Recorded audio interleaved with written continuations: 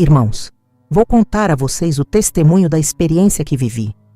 Sofremos um acidente de moto no dia 16 de dezembro de 2018, por volta das 4:30 da tarde, na região de Emerald e Capitã Nájera. Havia um ônibus à nossa direita, então seguimos pelo lado esquerdo da pista. Estávamos tranquilos, era um domingo, e as ruas estavam um pouco vazias. De repente, um ônibus apareceu e jogou o veículo sobre nós. Foi tão brusco que a moto perdeu o controle e caiu de lado. Eu fui lançada e caí bem no meio da rua. Quando bati no chão, percebi que estava coberta de sangue. Foi tudo muito rápido. Fechei os olhos e comecei a orar. Senhor, se este for o meu último momento na terra, eu me coloco diante de ti. Eu dizia, Senhor, se eu viver, que seja para ti. Se eu morrer, que seja contigo. Mas naquele instante, eu ainda estava consciente. Ouvi as pessoas dizendo, ela está sangrando demais. Ela morreu? Outros falavam comigo, tentavam me chamar, perguntavam como eu estava. Eu apenas conseguia mover os dedos e alguém exclamou, ela ainda está viva! Meu esposo me contou que a ambulância demorou, mas para mim pareceu que chegou rapidamente. Eu senti quando me colocaram dentro da ambulância. Começaram a cortar minha roupa e disseram, precisamos cortar o cabelo, a cabeça dela está muito ferida. Ouvi as conversas dos paramédicos enquanto me atendiam. Então, por um breve momento, abri os olhos. Na porta da ambulância, havia um homem. Ele olhou para mim e disse com calma, fique tranquila, você não vai morrer, Deus tem o controle da sua vida. Depois disso, ouvi alguém dizer, vamos levá-la para o hospital de Guasmo. E então, perdi completamente a consciência. Posso dizer que meu corpo permaneceu na ambulância, mas minha alma saiu dali. De repente, eu estava viajando por um túnel escuro. Não sei quanto tempo passou, se foram horas ou dias, mas eu sentia que estava sendo levada a uma velocidade impressionante. Então cheguei a um lugar sombrio e quente, com um cheiro nauseante e insuportável. O primeiro cenário que vi ali me assustou. Havia algo parecido com ninhais, como aqueles em que as galinhas chocam seus ovos. Mas dentro deles havia algo estranho e perturbador. Naquele momento perguntei a Deus, Senhor, se este era o meu destino final, por que o Senhor permitiu que eu nascesse? Então, de repente, uma luz começou a iluminar o lugar. Foi nesse instante que demônios começaram a se levantar, saindo de dentro daquelas estruturas sombrias. Eles avançavam para me agarrar, quando uma voz poderosa ecoou pelo ambiente. Não toquem nela! Naquele momento, senti uma segurança inexplicável. Eu sabia que aquele lugar não tinha misericórdia. A Bíblia é clara. Quem chega ali não tem mais esperança, pois a alma vive eternamente e seu destino é selado. Então, vi o Senhor. Ele segurava um pano torcido e sujo em suas mãos. Parecia um trapo maltratado. Pensei comigo, por que ele está segurando algo tão sujo em suas mãos santas? Então, ele me chamou pelo nome. Sílvia, era necessário que você estivesse aqui. Eu perguntei, Senhor, por quê? Ele apenas desenrolou o pano. Aos poucos, aquele tecido imundo ficou branco e resplandecente. Então, Jesus disse, Sílvia, você voltará à terra e levará esta mensagem ao meu povo. Ele me mostrou o pano agora purificado e explicou, diga a eles que esta é a condição de seus corações diante de mim. Muitos vivem suas vidas como este tecido sujo e torcido, mas se arrependerem e permitirem que eu os purifique, serão transformados em algo branco e resplandecente. Naquele instante, minha alma chorava. Eu dizia, Senhor, essa mensagem também serve para mim. Então, Jesus me respondeu, você precisou passar por essa experiência porque eu tenho um propósito na sua vida. Eu a toquei porque o meu amor está sobre você. E acrescentou, diga ao meu povo que também os tocarei, pois muitos têm colocado outras coisas acima de mim e me deixaram de lado. Eu chorava e clamava, Senhor, tenha misericórdia. Então ele me disse: Sílvia, agora vamos para outro lugar. Eu implorei: Senhor, por favor, não. Eu não quero ver mais nada. O que já vi foi terrível o suficiente, mas foi como virar a página de um livro. De repente, já estávamos em outro lugar no inferno. Ali, o que eu ouvi foi ainda pior. Os gritos de dor, sofrimento e desespero ecoavam por todos os lados. Pessoas clamavam por piedade e misericórdia, mas já era tarde demais para elas. Eu perguntei: Senhor, que lugar é este? E ele me respondeu: Aqui estão todos aqueles através dos quais eu me glorifiquei. Aqui estão aqueles por meio dos quais realizei milagres e maravilhas. Aqui estão todos que me serviram na terra. Eu fiquei confusa e perguntei: Mas, Senhor, eles te serviram? Ele respondeu com firmeza: Sim, mas eu já tive misericórdia deles. Eu lhes dei oportunidades, falei com eles através da minha palavra, enviei mensagens, falei diretamente às suas vidas. Mas eles me colocaram de lado e seguiram seus próprios caminhos, guiados pelos seus desejos e opiniões. Naquele momento eu clamei: Senhor, tenha misericórdia da minha alma. E ele continuou: Muitos serviam apenas para serem vistos pelos homens. Meu espírito já não estava mais neles. Eu então continuei clamando: Senhor, tenha misericórdia. O ambiente era aterrorizante. Eu abaixei a cabeça, fechei os olhos e, de repente, uma gota caiu sobre mim, como quando um pingo d'água atinge o chão. Mas essa gota queimou minha pele como fogo. Eu me desesperei e olhei para cima. Foi então que vi as lágrimas do Senhor caindo. Ele dizia: Se até eu, sendo o Salvador, choro pela humanidade e pelo meu povo, por que não querem me ouvir? Quando eles clamam por mim, estou aqui para libertá-los, mas muitos simplesmente se recusam a me aceitar. Naquele momento senti uma profunda dor no coração ao ver o quanto Deus ama a humanidade, mas quantos ainda o rejeitam. Continuamos caminhando e o Senhor me chamou pelo nome. Sílvia, há uma linha de sangue muito poderosa. Eu perguntei: Senhor, o que é isso? Ele me olhou e disse: Sílvia, você ainda não compreendeu o que estou dizendo? Muitas vezes o Senhor já havia falado comigo sobre isso, mas eu nunca tinha entendido completamente.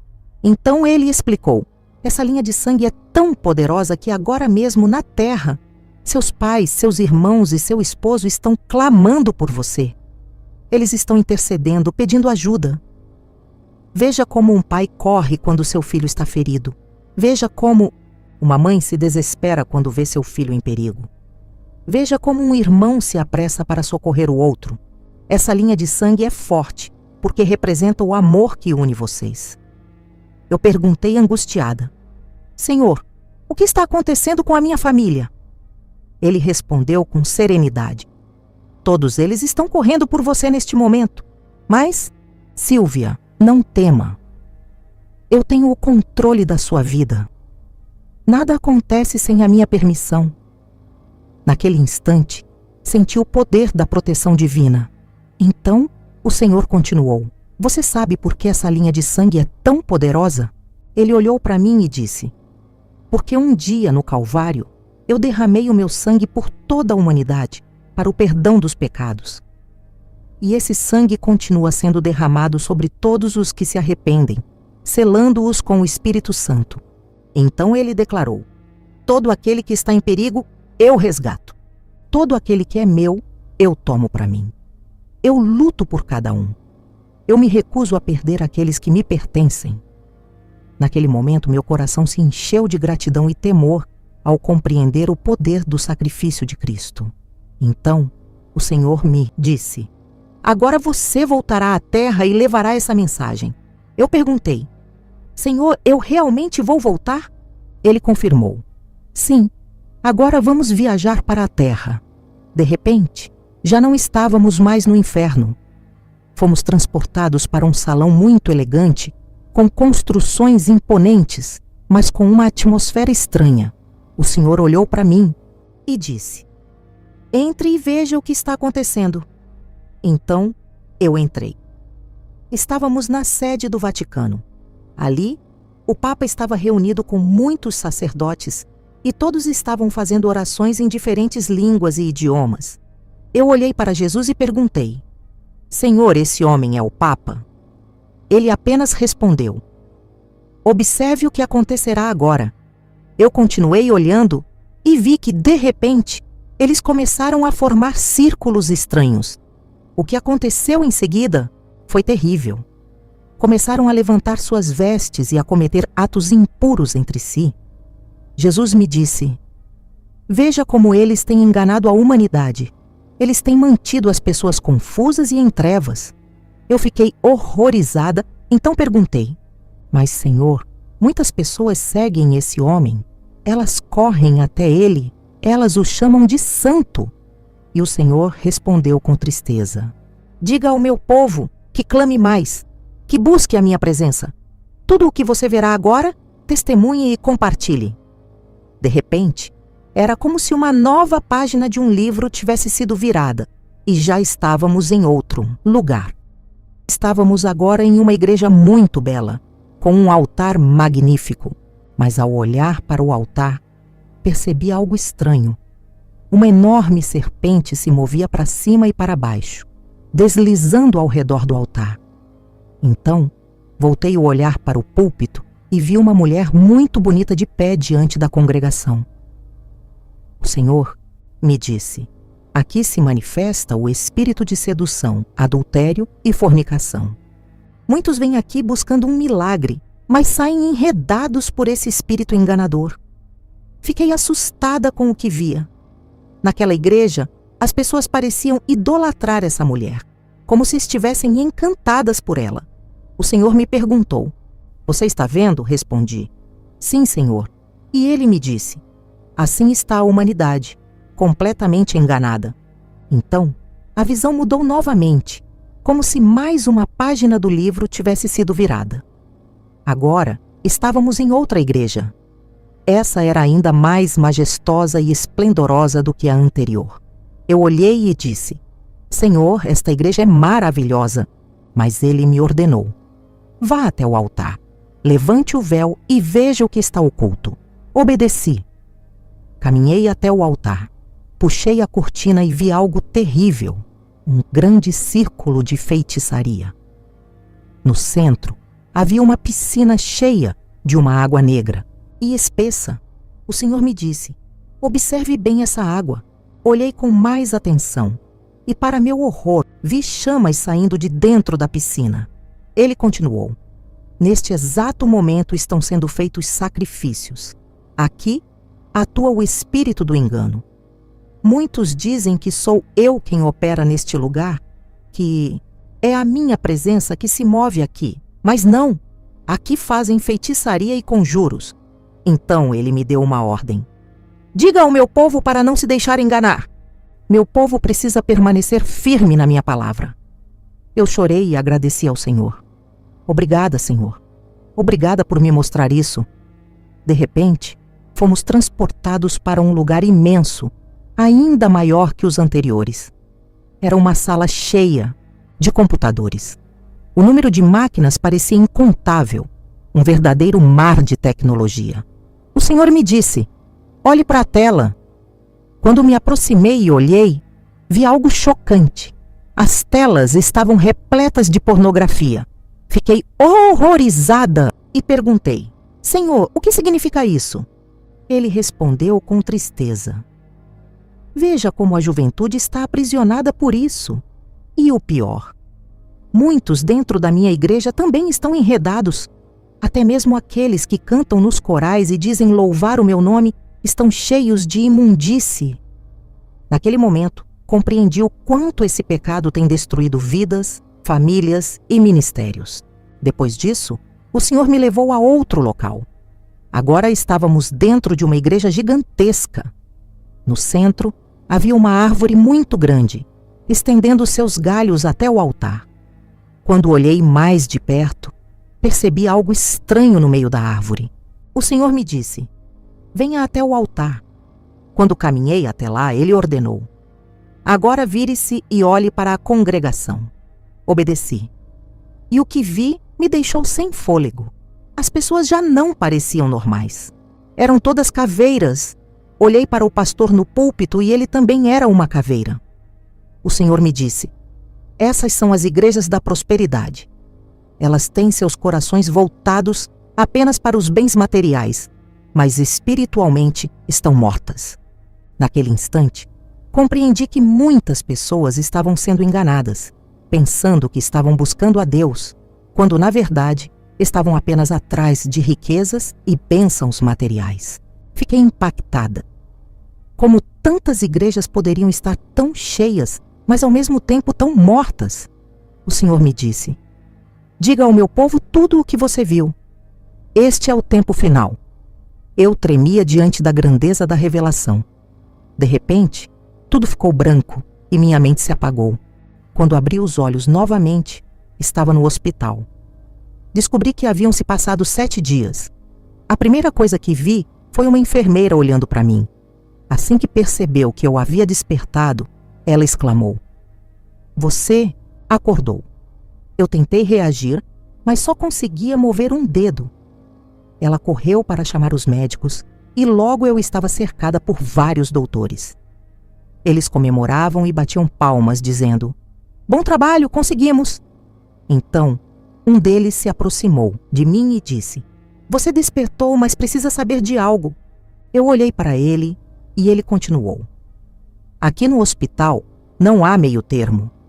Ou você vem para viver, ou vem para morrer. E o seu prognóstico era de morte. Sua família já esperava a notícia do seu falecimento. Mas então, ele sorriu e completou: porém você está viva. Naquele momento começaram a me examinar. Eu ainda não conseguia falar, mas sentia tudo ao meu redor. Eles começaram a espetar agulhas no meu corpo para testar se eu tinha paralisia. Eu reagia a cada estímulo, o que os deixou impressionados. Um dos médicos passou a mão diante dos meus olhos e perguntou: você consegue enxergar? Eu movi o dedo, sinalizando que sim. Então, eles começaram a me monitorar intensamente. Acordei no dia 22 e no dia 23 fizeram uma bateria de exames.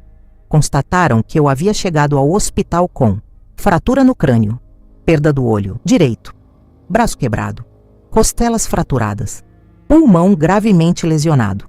Mas contra todas as expectativas eu estava viva. No dia 24 de dezembro pela manhã, recebi visitas. A esposa do meu pai, que é cristã, veio me ver. Eu ainda estava entubada, sem poder falar, mas ela se aproximou e disse: quero orar por você. Então, fez uma oração muito bonita. No meio da oração, ela disse algo que ficou gravado em meu coração: Senhor, unja-a com 3 gotas do teu sangue. Naquele momento eu não vi as gotas, mas senti a força daquela oração. Na manhã daquele dia, por volta das 9 horas, houve um grande conflito entre os médicos dentro da UTI. O inimigo se levantou contra a minha vida, mas Deus também se levantou com poder. Um dos médicos entrou e disse para a doutora responsável: já é hora de desconectá-la dos tubos. Ela reagiu bem, seus sinais vitais estão estáveis e os exames estão normais. Mas a doutora respondeu: não, ela tem um pulmão perfurado. Ainda não podemos desligá-la dos aparelhos. Os dois começaram uma discussão intensa. Um tentava provar sua autoridade, mostrando seus títulos e credenciais, enquanto a outra fazia o mesmo. Eu ouvi tudo, mesmo sem poder falar. Por fim, chegaram a um acordo. Iriam me aplicar 2 injeções muito fortes. Uma seria aplicada na veia do meu pescoço e a outra na perna. Ouvi um deles dizer: esses medicamentos são tão potentes que causarão um choque no organismo. Isso pode fazer com que ela expulse o tubo agora mesmo. Mas a doutora advertiu: você sabe que há um grande risco? Ela pode ter um infarto e morrer. Ou, se sobreviver, pode perder o útero, pois esse medicamento é muito agressivo. Eles continuaram discutindo. A doutora disse: por que você insiste tanto nessa paciente? Essa mulher não vale nada. Eu não vou perder minha credencial por causa dela. Eu não vou arriscar minha carreira por alguém insignificante como ela. Então perguntou ao outro médico: Você tem filhos? Tem família? Vale a pena arriscar seu status social por essa mulher? Mas naquele momento, Deus tomou aquele médico. Ele respondeu com firmeza: Não me importo se eu tiver que vender refrescos na esquina. Não me importo se perder meu status social. Não me importo se for proibido de exercer a medicina por 1 ano. Eu sinto no meu coração que devo desconectar essa mulher. Enquanto eles discutiam, a médica já estava com a seringa na mão. Foi então que comecei a orar em silêncio. Senhor, olha o que está acontecendo. De repente, Deus abriu minha visão espiritual. Vi a primeira gota de sangue caindo do céu e atingindo minha cabeça. Em seguida, veio a segunda gota. E então, a terceira gota caiu com uma velocidade impressionante, explodindo sobre mim como uma chama ardente. Naquele instante, algo sobrenatural aconteceu. Enquanto eu estava consciente no hospital, ao mesmo tempo vi um lugar diferente. Diante de mim, havia uma casa de cimento, pintada de amarelo forte. As janelas estavam abertas, mas as portas estavam fechadas. Quando me aproximei e olhei para dentro, vi 3 camas enfileiradas. Na última cama, vi um bebê recém-nascido. Mas o que mais me assustou foi que eu mesma estava ali dentro, completamente curada, segurando aquela criança nos braços. Então perguntei: Senhor, o que significa isso? Eu não tenho filhos. Essa casa não me é familiar. Isso não tem ligação com minha família. O que está acontecendo? Foi então que a voz de Deus veio sobre mim e disse: Agora mesmo você está em Quevedo. A essa hora, há uma mulher morrendo dentro de uma ambulância. Ela está na mesma condição que você esteve e está prestes a perder seu bebê. Clame por ela agora. Não pare de orar. Aleluia, glória a Deus. Naquele momento, clamei ao Senhor: Senhor, eu ainda estou com os tubos. Os médicos estão brigando porque não querem me desconectar. Então, ouvi a voz de Deus me relembrar: Você e eu fizemos um pacto no momento do acidente. Você me disse que se vivesse, viveria para mim. E se morresse, seria para mim. Agora cumpro a minha parte. Os tubos serão removidos, porque eu tenho o controle da sua vida. Irmãos, eu arranquei os tubos sozinha, mas eles colocaram de volta. Começou-se um corre-corre entre os médicos procurando oxigênio e máscaras, mas eu continuava orando. Eles diziam: Essa mulher está muito inquieta, e eu seguia orando. Passaram-se minutos e começou um alvoroço porque chegou aquela mulher na ambulância, quase morrendo. Deus me confirmava que essa mulher estava chegando, e eu continuei orando. Depois, Deus se glorificou nessa mulher. Ele a estabilizou, seu bebê nasceu, e ambos foram transferidos para o hospital de Guamo. Os 2 ficaram estáveis. Ambos sobreviveram. A partir desse momento, de repente, tudo mudou de rumo e entrou em outro nível. Os médicos que cuidavam de mim não entendiam o que estava acontecendo. Eles me perguntavam: Você sabe onde está? E eu respondia que sim. Este caso é sério. As pessoas aqui estão morrendo e você é a única que está bem. Eu queria sair, andar pelos corredores. Dia e noite eu conversava com as enfermeiras e médicos, dizendo a todos que Jesus havia me devolvido a vida. Agora, irmãos, tenho um problema nos pulmões. Tenho 30 anos, respiro com dificuldade. E só agora descobri que meu pulmão é menor que o outro. Foi só recentemente que soube disso. Tenho a radiografia e o médico me disse: Não há mais solução. Esse pulmão vai ficar danificado para sempre. Vai permanecer assim e ainda por cima é pequeno. Peguei a radiografia e sorri para o médico. Muito obrigada, eu disse. Ele falou que era algo grave e eu respondi: Doutor, vou lhe contar algo da minha vida. Desde o ventre, Deus me salvou da morte. Quando minha mãe tomou um chá abortivo, colocaram pílulas intravaginais, tentaram me expulsar, mas eu não morri. Quando eu tinha 12 anos, fiquei gravemente doente com peritonite. Fiquei 4 dias em sondas, em observação e na UTI, mas não morri. Mesmo quando ia ao culto na igreja, Um carro me atropelou e me revirou. Mas eu não morri. E agora, depois de estar em coma, eu me levantei da morte. Então não importa o que digam. Deus tem o poder para me curar. Ele tem o poder para fazer isso. Já vivi com esse pulmão e não morri. Por isso louvo e glorifico a Deus. Isso é tudo o que eu tinha para compartilhar com vocês, irmãos. Essa é a experiência que eu vivi. Eu morri, irmãos. Minha família já havia preparado tudo. Mas Deus não mudou. Ele continua sendo o mesmo.